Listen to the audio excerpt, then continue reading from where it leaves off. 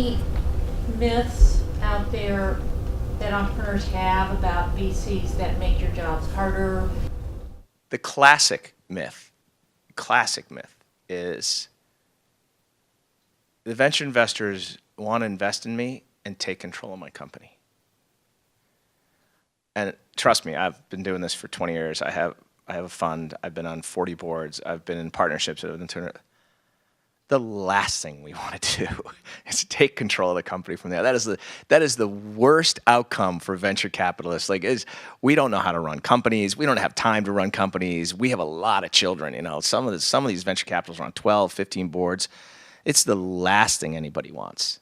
Right? The thing that entrepreneurs need to understand is it's kind of like military détente in a sense. That some of these terms that are put in place to give investors some level of control or influence is because, hey Barb, we're doing the deal. I'm wiring you $8 million tomorrow out of my LP's money, my account, my LP's money. It's going to your bank account.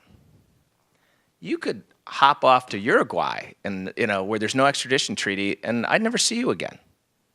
And I think entrepreneurs, each party has to do better at explaining how much exposure they have. So the idea is, yes, I'm going to give you this money, but the contract, there's two inherent bits of every contract in a term sheet. One is you're going to build the biggest, coolest thing in the hottest, most important space possible. You're going to wake up every day and you're going to work yourself to the bone to do this. That's number one. And number two is you agreed to sell your company.